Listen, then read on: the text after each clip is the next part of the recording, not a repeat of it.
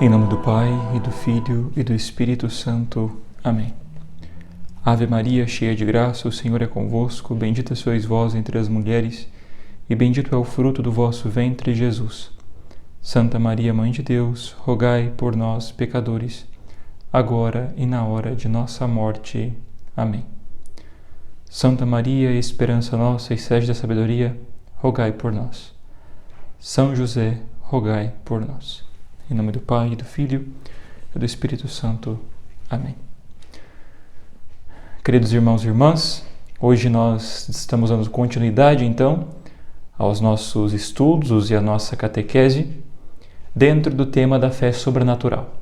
E hoje abordaremos a segunda parte a respeito da fé, tratando do conhecimento da fé e a coerência entre fé e vida.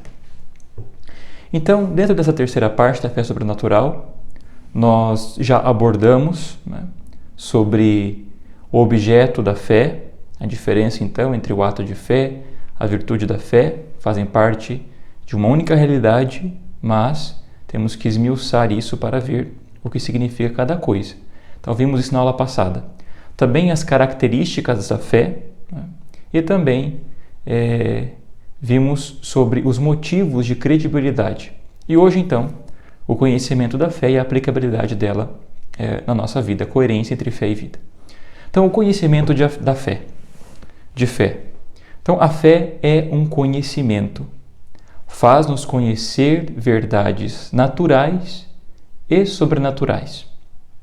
A aparente obscuridade que experimenta o crente é fruto da limitação da inteligência humana diante do excesso de luz da verdade divina.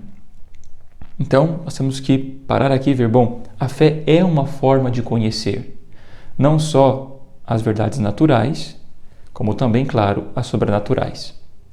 Mas nós podemos ver que neste mundo nosso conhecimento se tornou limitado.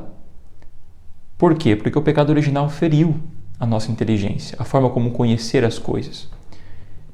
E isso também se acrescenta a isso não só as coisas materiais, as coisas que estão neste mundo, mas quando aplicamos isso às verdades da fé, além da inteligência estar ferida, também existe uma realidade de que as verdades sobrenaturais, elas possuem uma luz, podemos fazer essa comparação, são verdades tão claras que elas muitas vezes nos cegam. Então, é o excesso dessa luz da verdade divina que faz com que também nós não compreendamos tudo.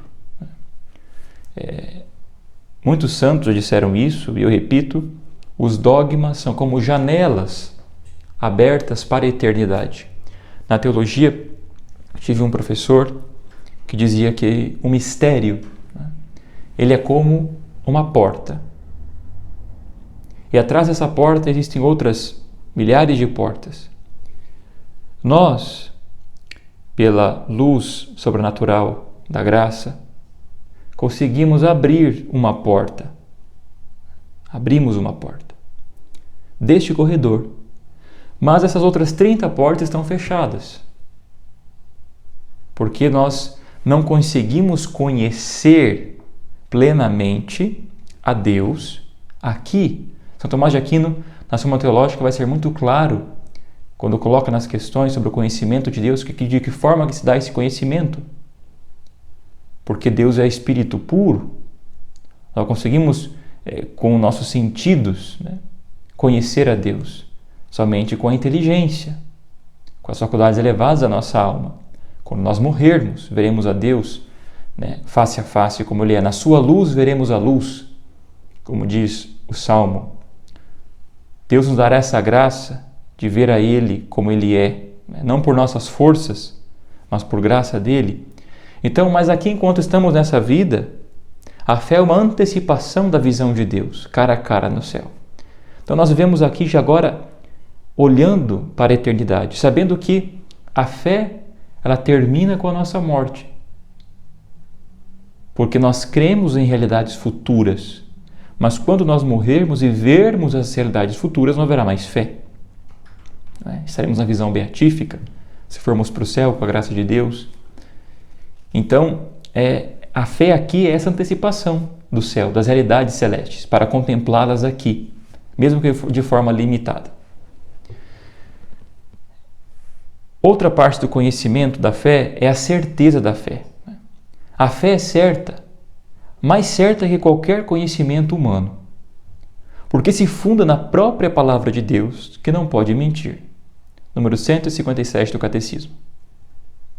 A certeza que dá a luz divina é maior do que a que dá a luz da razão natural. Nos fala Santo Tomás. Então aqui nós temos claramente, de uma forma muito lúcida, o Catecismo nos coloca que a fé ela é mais certa que qualquer outra verdade, porque se funda na palavra de Deus. E a palavra de Deus não pode mentir, porque é o próprio Deus quem diz. E também, essa luz divina, ela é maior do que a luz natural, né, da razão. Então, por quê? Porque está em grau de perfeição maior, né, como a gente já viu. Então, muitas vezes nós, infelizmente hoje, neste mundo que vivemos, nós damos crédito para muitas coisas, né, que mudam. Né? A ciência hoje diz, né, uma coisa, amanhã diz outra, porque está num constante avanço das realidades técnicas, científicas, mas as verdades de Deus são imutáveis. Todas as verdades da fé são como cabos de aço, que vão se entrelaçando e cada uma delas torna um cabo de forma que ele não pode se romper. Então, quando nós acreditamos nas verdades da fé, elas são atemporais. O que a igreja ensina sobre o que é um anjo hoje, ela vai ensinar amanhã. A verdade da fé da igreja sobre Nossa Senhora, que foi ontem, é hoje, será amanhã, não mudará. A forma como ela se expressa, como ela explica, como ela compreende, sim. Mas a verdade da fé em si, não. Então, a ciência, a razão natural, ela é muito mais volátil, né? Ela é muito mais líquida do que as verdades da fé. Porque a fé vem da luz divina, da palavra de Deus. Bom, a inteligência, então, também ajuda a aprofundar na fé. É inerente à fé que o desejo do crente de conhecer melhor aquele em quem acreditou e compreender melhor o que ele revelou, um conhecimento mais profundo, exigirá, por sua vez, uma fé maior e cada vez mais abrasada em amor. Então, quando eu me encontro com o Senhor, eu quero conhecê-lo mais, porque eu quero amá-lo mais. E aqui está o exercício da fé. Então, um conhecimento mais profundo exigirá que a inteligência ajude a aprofundar a fé. Por exemplo, você está assistindo esse vídeo agora. Por quê? Porque você está querendo aprofundar a sua fé. Você quer conhecer melhor a igreja, a esposa de Cristo, quer conhecer melhor o Senhor, quer amá-lo mais. E para isso você tem que ter atenção, você está aplicando a sua inteligência, a sua vontade, a sua memória, a sua liberdade. Você está exercitando, aplicando a sua inteligência diretamente para escutar, para aprender, repreender. Então, apreender. Então você está usando sim a sua inteligência para ajudar a aprofundar a sua fé. Então, cada vez mais nós vamos nos abrasando de amor quando conhecemos mais. E também a teologia, que é a ciência da fé. Esforça-se com a ajuda da razão por conhecer melhor as verdades que se possuem pela fé, não para as tornar mais luminosas em si mesmas, que é impossível, mas mais inteligíveis para o crente. Então, a teologia é essa ciência da fé que tem Deus por objeto, é uma ciência sagrada. De todas as ciências, é a ciência mais sagrada, porque o objeto dela é Deus. Então a teologia aplica a razão sobre as verdades da fé, não para tornar as verdades da fé mais iluminadas, claro que não, mas para que elas se tornem melhor compreendidas para o crente. Então o esforço do teólogo é, com a fé, né, com a sua fé alicerçada em Deus, na igreja, com fé, olhar esse tesouro da tradição, da Sagrada Escritura, do magistério, lançar a luz natural da razão, rezar esses mistérios, colocar os joelhos no chão e tirar deste baú sempre coisas novas e velhas. E conseguir traduzir para o crente, para aqueles que estão aí para acreditar os fiéis católicos para que eles vejam com mais claridade. Então, que os seus olhos consigam enxergar as verdades da fé, compreendê-las melhor. Então, este afã, quando é autêntico, diz o autor, procede do amor a Deus e é acompanhado pelo esforço de acercar-se mais dele. Então, os melhores teólogos foram e sempre serão os santos. Por quê? Porque eles sempre tiveram este ardor de conhecer para amar. Não conhecer para destruir. Não conhecer para bisbilhotar. Não conhecer para fazer rupturas. Não conhecer para se separar. Não conhecer para criar novas heresias. Não conhecer para apostatar, mas conhecer para amar. Então, os maiores teólogos da Igreja sempre serão os santos, porque dentro da vida deles nunca houve ruptura entre fé e vida. Naquilo que eles acreditavam, eles viviam. Sempre foi assim. Tanto é que os maiores teólogos da Igreja, canonizados, Santo Agostinho, São Tomás de Aquino, como a Igreja ensina que a teologia de São Tomás é perene, foi o grande santo.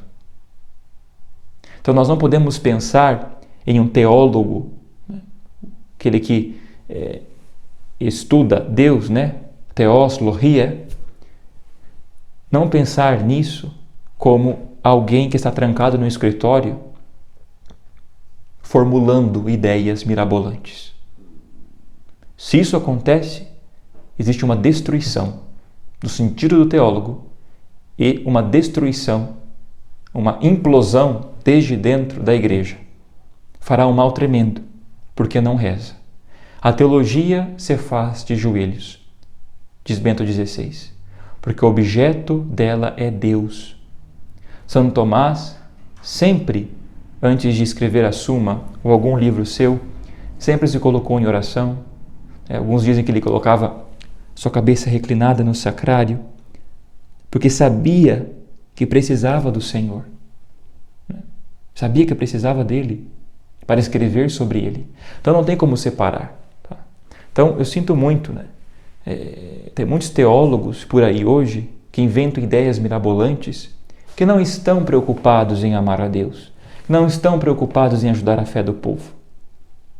Estão preocupados com si mesmos para colocar um nome em uma revista teológica, em um artigo teológico. Estão preocupados em inventar uma nova coisa em nome de um humanismo, do politicamente correto. Teólogos que estão refugiados em guetos, com medo de dizer as coisas, com medo de expressar a fé da Igreja, coagidos.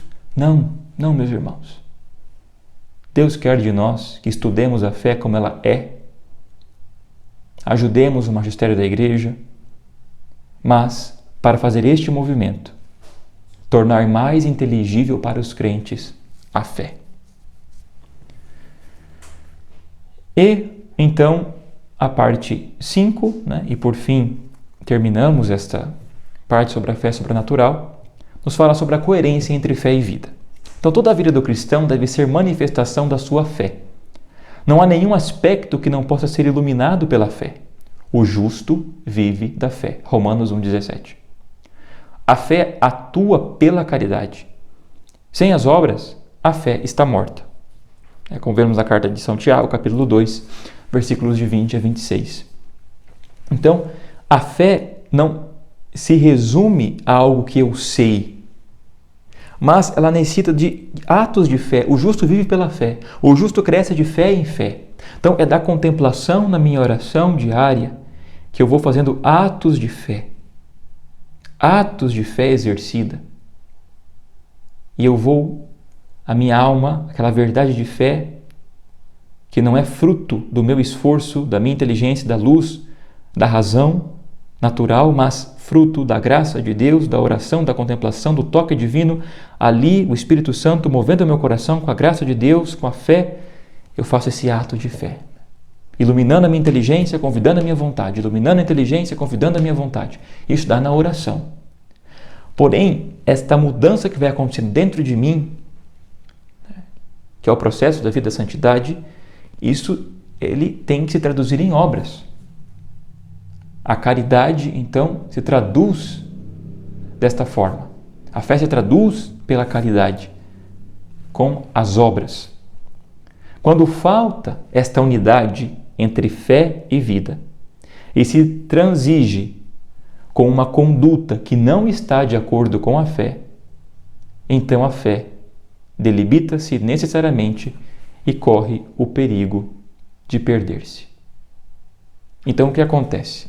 São José Maria Escrivá tem uma frase muito interessante que ele diz assim: bom, quem para de rezar começa a viver de reservas. E depois que terminam as reservas, as trapaças. Então, dessa forma, nós conseguimos compreender bem isso. Se nós separamos, o homem é feito de uma peça só. São José Maria Escrivá também dizia isso. Nós somos um homem de uma peça só. Se nós começamos a separar a fé da vida, como infelizmente hoje muitos cristãos fazem, a fé é uma coisa e a vida é outra, corre o risco de perder-se a fé, de perdê-la, porque a vida, a prática da vida, vai se tornando algo que, lógico, se impõe sobre a fé. Então, nós vemos hoje muitos cristãos falando assim: não, dentro da igreja eu vivo dessa forma, fora eu vivo de outra. Eu consigo viver isso, consigo viver aquilo. Aqui eu não estou falando das falhas e das quedas e dos pecados, todos temos. Nós caímos, pecamos, nos levantamos, mas o que Deus não quer de nós é uma cisão, é uma vida dupla, é uma cisão da fé e da vida. Não, temos que ser homens e mulheres de uma peça só. Porque se não formos, a fé começa a perder-se, a esfriar. A fé, se não é exercida como você coloca, por exemplo, um leite para ferver no fogo. Se aquele fogo não está aceso, aquele leite vai ficar ali, não vai ferver, ele não vai transbordar, vai ficar ali. Então a fé tem que ser exercida, senão nós podemos perdê-la. A perseverança na fé. Então, a fé é um dom gratuito de Deus, como nós vimos, ao homem. Mas nós podemos perder este dom inestimável. Para viver, crescer e perseverar até o fim na fé, temos de a alimentar. Devemos pedir a Deus que nos aumente a fé. Então, primeiro, na minha oração, como ele ensinou em Lucas 17, versículo 5, Senhor, aumenta a nossa fé. Senhor, eu creio em vós, mas aumenta a minha fé. Que seja uma jaculatória que possamos rezar todos os dias. Senhor, eu creio em vós, mas aumenta a minha fé. E que nos faça fortes in fide, fortes na fé, como diz São Pedro. Para isso, com a ajuda de Deus, há que fazer muitos atos de fé. Então, por isso, rezando, pedindo a Deus que aumente a nossa fé e fazendo esses atos de fé, nós vamos crescendo de fé em fé. Então, aqui nós encontramos essas duas realidades, a fides qua e a fides que. O Papa Bento XVI, no Rolo da Fé, nos faz entender isso. Ele diz assim: e gostaria que eu fosse clara que estes conteúdos ou verdades da fé, fides qua, então, os conteúdos e as verdades da fé, os dogmas, os ensinamentos da igreja, os catecismos, os conteúdos e as verdades da fé são as fides qua, a fé que se crê. Se relacionam diretamente com a nossa vida. Exigem uma conversão da existência, que dá à vida um novo modo de crer em Deus, a fides qua. Conhecer a Deus, encontrá-lo, aprofundar os traços da sua face, põe em jogo a nossa vida, pois ele entra nos dinamismos profundos do ser humano.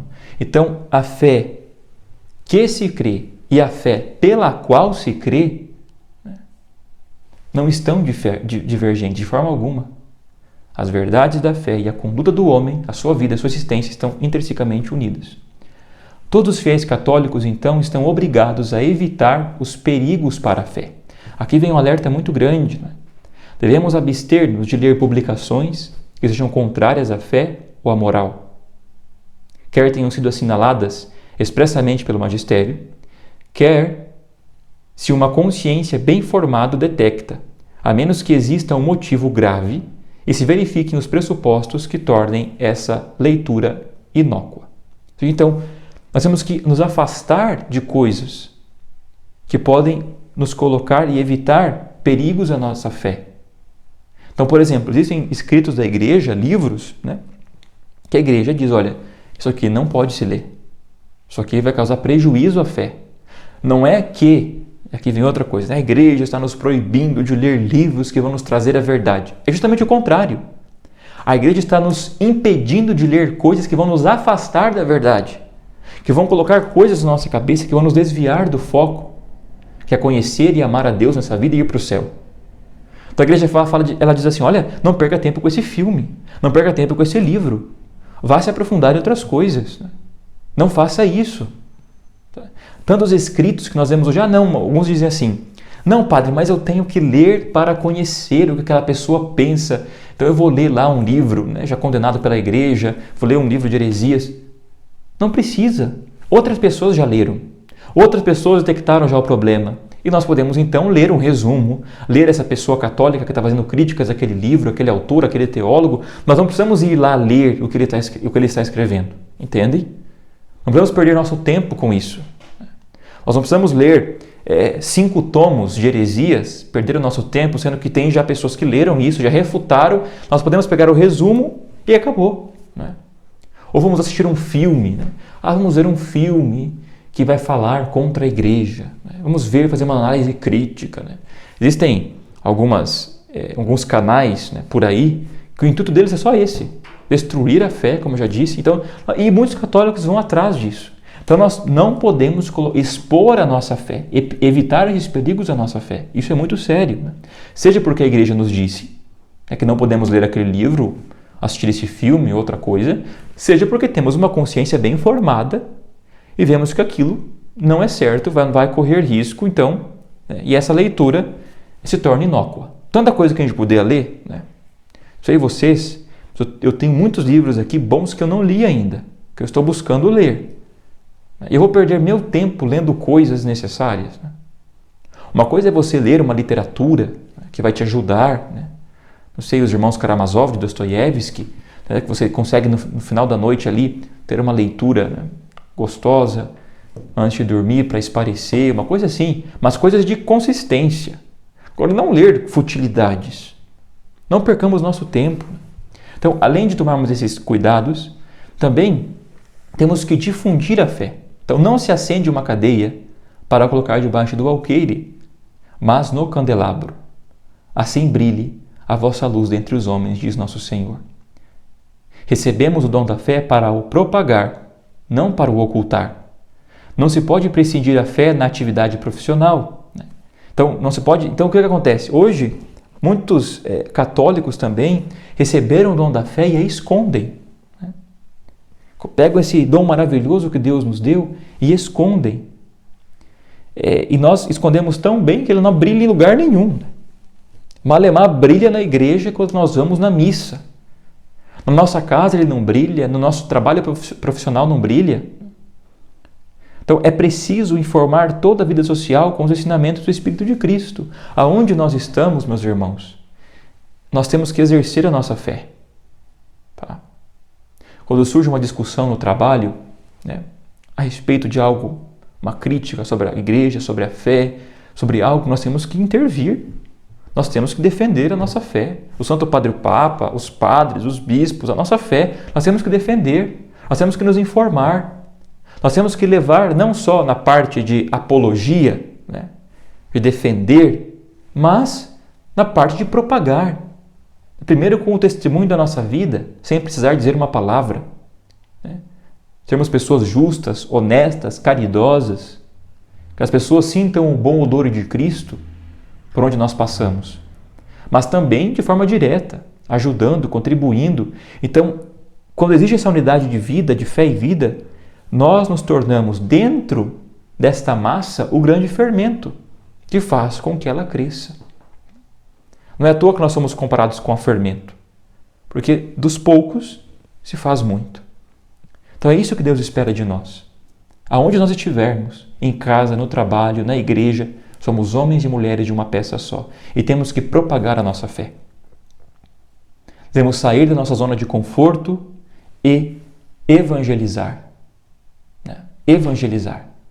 Levar o Cristo, não com proselitismo, mas com atração. O bom odor de Cristo que atrai. E defender a nossa fé. Não fazer barganhas com o mundo, barganhas com o politicamente correto, denegrindo a nossa fé, nos colocando em par de igualdade com tantas coisas que não podemos relevar enquanto cristãos. Então, temos que estudar mesmo, aprofundar a nossa fé, porque quanto mais nós conhecemos, mais nós amamos a Deus. Vamos suplicar ao Senhor que nos faça homens e mulheres de uma peça só, fé e vida, e faça com que a fé, este dom da fé, cresça cada vez mais em nós. Senhor, eu creio em vós, mas aumenta a minha fé.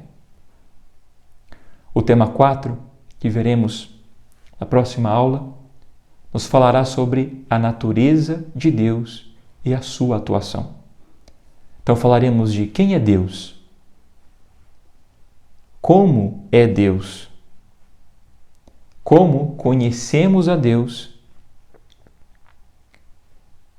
e como conhecemos a Deus. São 3 partes, depois se divide mais em 2, é isso. Tá? Então, quem é Deus, como é Deus e como conhecemos a Deus. Então temos um longo caminho pela frente, no nosso 4º tema, vamos aprofundando nossa fé, rezando, meditando isso que estamos ouvindo e aprofundando, para, como disse, conhecermos melhor a nosso Senhor, a sua Igreja, e assim amarmos mais.